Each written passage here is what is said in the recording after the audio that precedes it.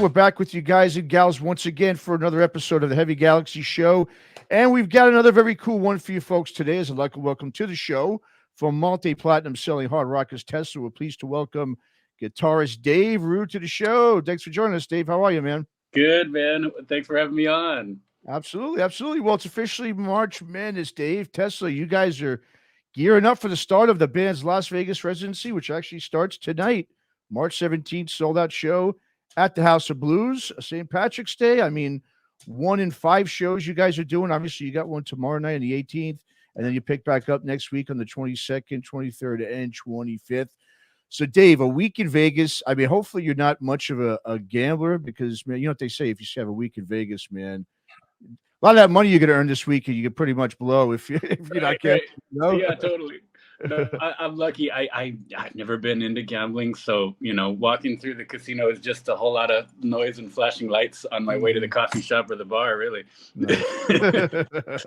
Oh yeah. Well, Dave, talk about the residency. I mean, what was really the impetus, I guess, for the band making this happen? Was this something that someone approached you with, or did you guys always kind of want to do something like this?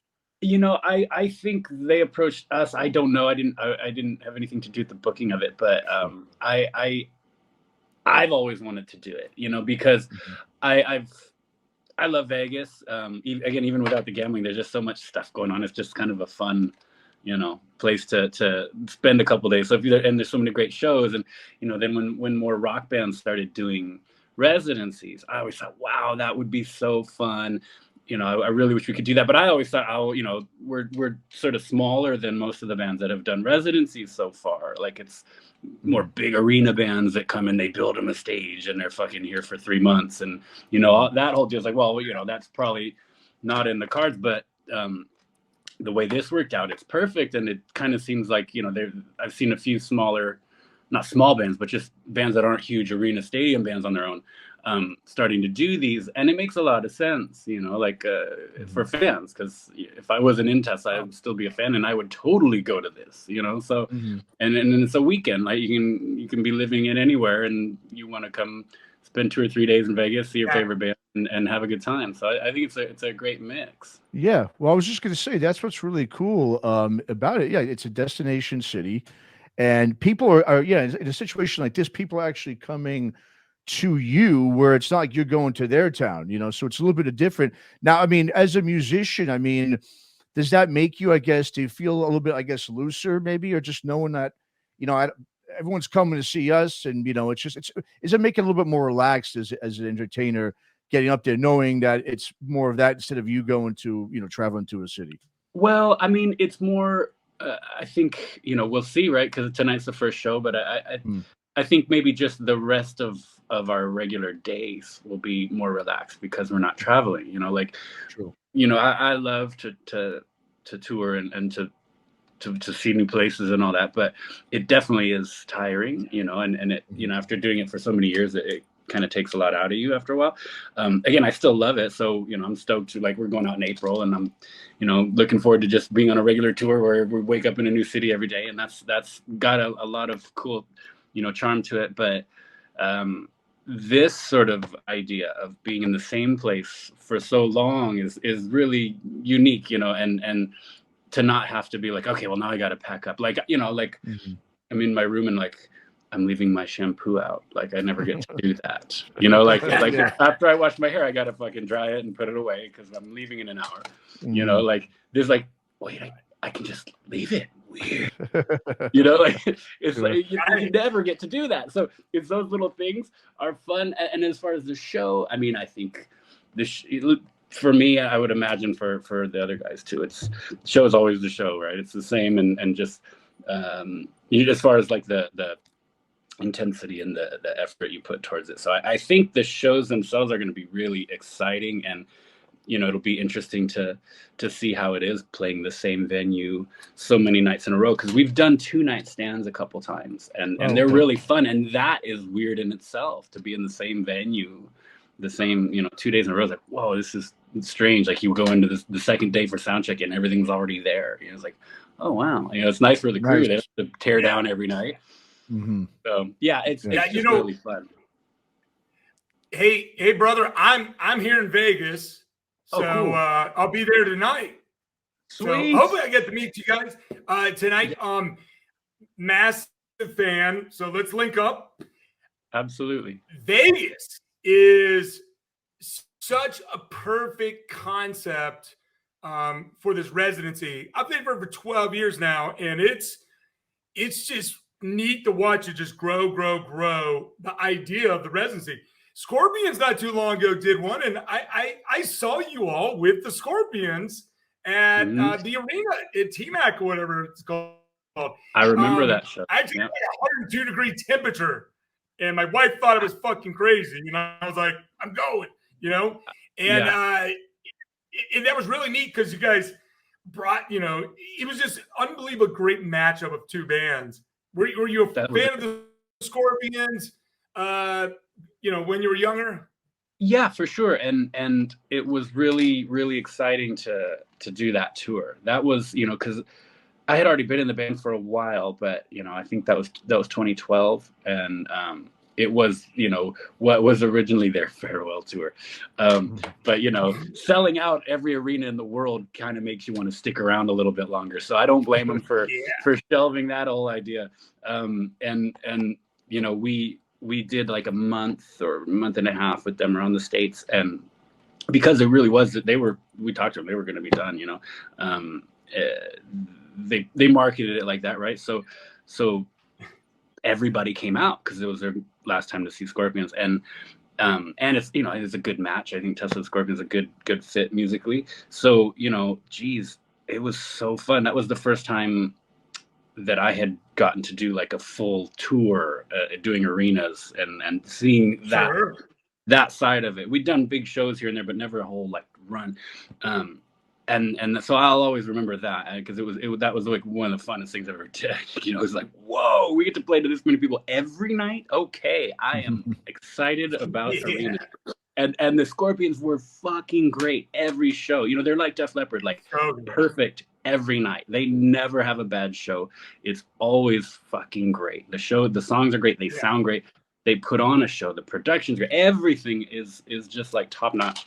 So and they still are. So that was really great to get to, you know, be a little part of.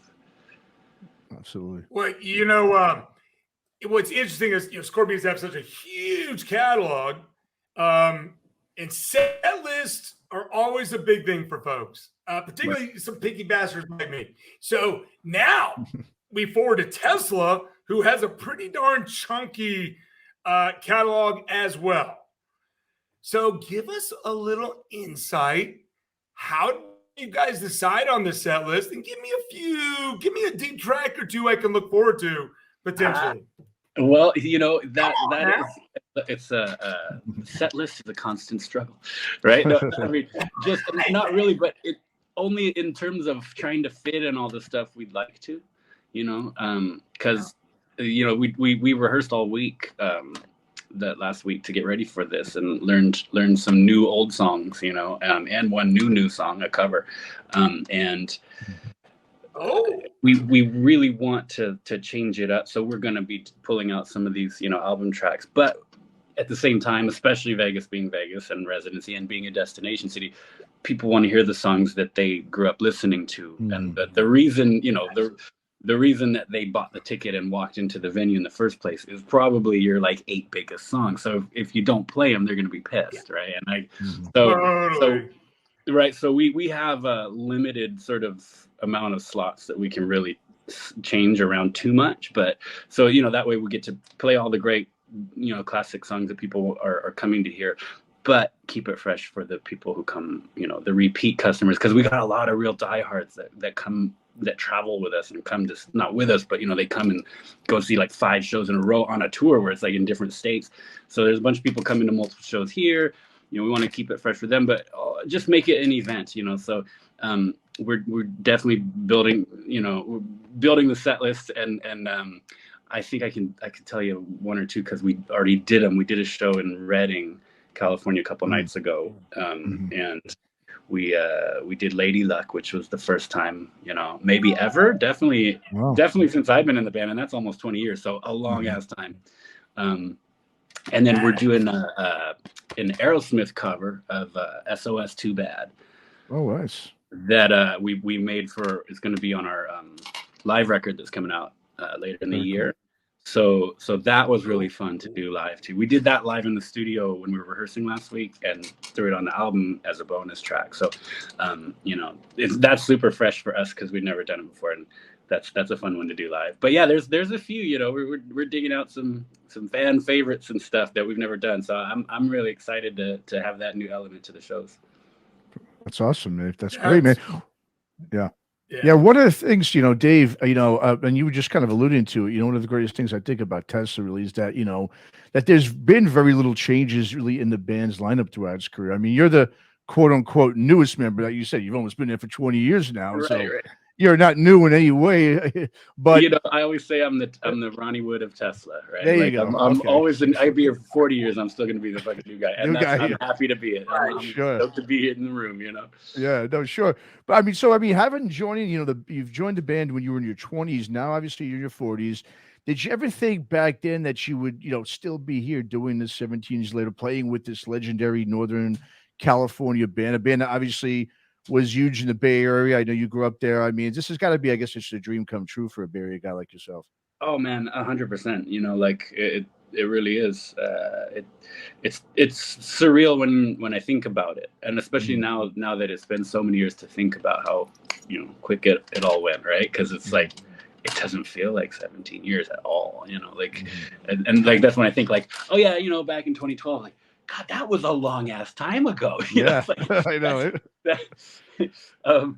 So, but it feels like 2 years. Like, oh yeah, a couple years ago when we were on the Scorpions run or whatever. But and so much has happened, right? We've gotten to do so many cool things, and it definitely is like a dream come true, and just the way it all happened in the beginning, because I never had wanted to join an established band. I was trying to get my own thing off the ground, and that's what I had always done for years, just trying to being the regular guy trying to make it in a club band and playing gigs and making demos and sending out packages to labels and all that shit.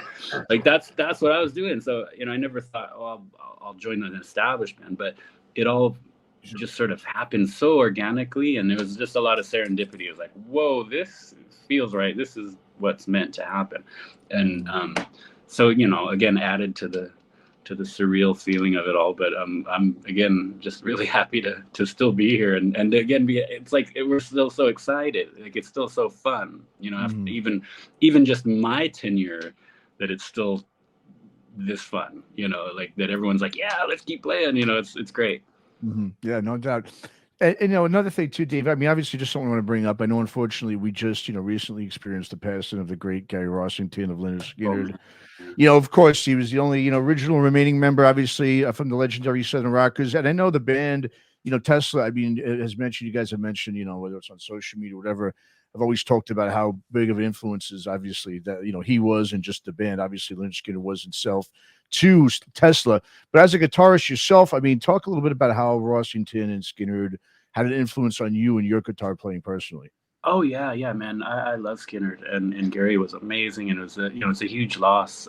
We were lucky enough to do one show. I mean, again, since I've been in the band, we did one show when Gary was still there, in like 2013, 2014, and got to meet him and hang, and that was really great. And then just last year we did a whole run, like a good month or two with Skynyrd around the States, and that's when he his health was sort of failing, so he wasn't out at any of those shows, but Damon Johnson was there just kicking ass like crazy for him, and so they were still just fantastic shows, and I feel really lucky that we got to be in their orbit at all, and again how great they still are, but like all the classic stuff. I mean, Gary's, God, his playing, it's slow, it's slow and iconic. They're all like sort of vocal melodies, like all the ooh doo doo doo doo ooh doo doo doo doo doo. Like fuck, it's not that hard to play, but they're one of those are solos that aren't hard to play, they're hard to write, which is way more important. Anyone go you can teach a monkey to fucking do that, but to write something with emotion and melody and just the perfect timing and phrasing, that's grown up shit. That's the real deal. And Gary's a king of that, you know? And, they were so that when go ahead. No. Keep going, brother. I was just gonna say that's you know, one of the main things I got from Gary. And then of course, like, I mean, he could still burn and stuff, and then all the other guys, you know, like the Steve Gaines and the Alan Collins, where they the more shreddier kind of stuff. So there was definitely the acrobatics, but done right, where it's just so, you know, unique and just awesome. And then so you get to have the different flavors of you know, what I think makes great rock guitar soloing, you know, like the slow hand melody stuff, and then the burning stuff, but always all three of them, whoever was in the band, was always really you know, singular in their voice. It always had a thing like, "Oop, it's that guy. Oop, it's that guy." And they're like, I don't know which one's doing that solo. Like, you can tell who's playing each solo, and that's also really important. Yeah, agreed. And it's so wild that there's going to be 3 guitars, you know, not just 2, 3. Dude, and a couple months ago, before Gary died, he would come out on some songs and they'd have 4. Yeah. I mean, geez, I wish I got to see that, because that, you know, that would have been fun. When you look back at, you know, your childhood and you're kind of growing through the rock scene, what do you like? Do you prefer 2 guitar bands versus 1 guitar, or you like it all? And tell us what 2 guitar bands really resonated with you early on. Yeah, I mean, I suppose if you forced me to choose, I'd say I prefer 2 guitar bands. But I couldn't hold 100% to that, you know, because I love so many. I mean, fucking Led Zeppelin, Iommi and Page. Yeah, and Halen, like come on. I mean, those are some of my favorite bands ever. But definitely on the live thing, to have the second guitar, even if it's a dual lead guitar, to have whoever's doing the solo, the other guy's playing chords, it makes it so much fatter. Like, even those bands that I love, it would have been cooler with a rhythm guitar in the background when you're live, you know, however you want to slice it. It still sounds better when there's a rhythm guitar. And then, you know, like Guns N' Roses, probably my favorite band, you know, definitely has had the biggest influence on me as a musician, and, you know, sort of my whole life, because they were the ones that really got me into trying to do this. Like, I was already a musician and wanted to just be a musician my whole life, but it's what got me into being guitar and rock guy, you know, and so that's always sort of been the archetype for me, a 2 guitar band. And then, so again, one of my other really, really huge favorites would be Aerosmith, which, again, 2 lead guitar players and back and forth, and each guy has their own style, and it's never empty when somebody's soloing. And that's I also love Tesla, like dual lead guitar and back and forth, and two styles. And now to be in that, it's really, really special. And I guess, yeah, so I probably would, if I had to choose, I'd say I prefer 2 guitar bands. But I mean, yeah, Motley Crue, there's so many 1 guitar bands that are amazing. It'd be, you know, it's just sort of different shades of the same colors, you know. I totally agree with you on the live aspect. I think it's a beautiful art, the 2 guitar thing. You know, I think nowadays it's a little, you know, we're in a different world, aren't we, when it comes to rock and roll and musicianship, and kind of that part of songwriting and all that seems to be lost upon maybe some newer generations at times. Tell us a little bit what you think of the current state of hard rock and heavy metal. Man, you know, that's a really great question, and it's something I've been getting into more, not necessarily new bands, but newer and some new bands, because it's like a weird sort of mix where I feel like there aren't that many new rock bands at the same time.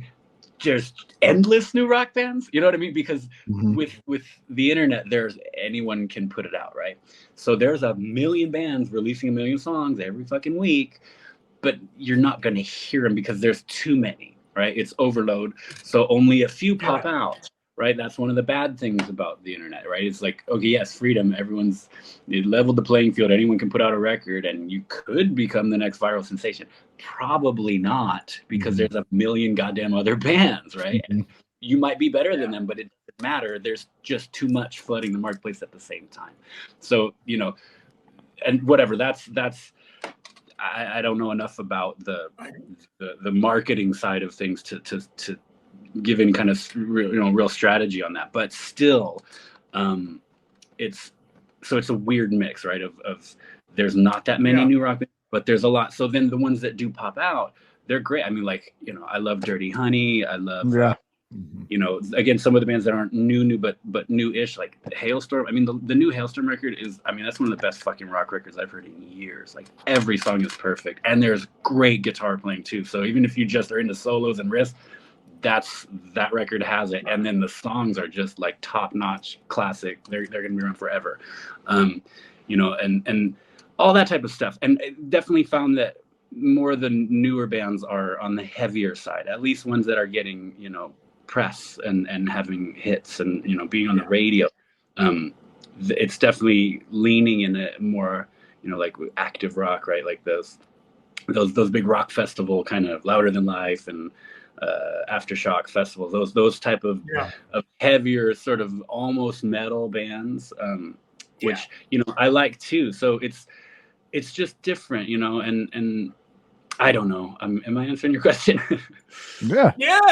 Listen, I heavy rock, people don't realize this, and people that are listening, there is a whole underbelly of the best heavy rock or hard rock is the stuff that are not chosen, meaning the labels and radio don't elevate up. That in some ways has a relation in the bloodline with bands like Tesla, versus what we're being fed is a little bit more of what you're talking about. So it's interesting.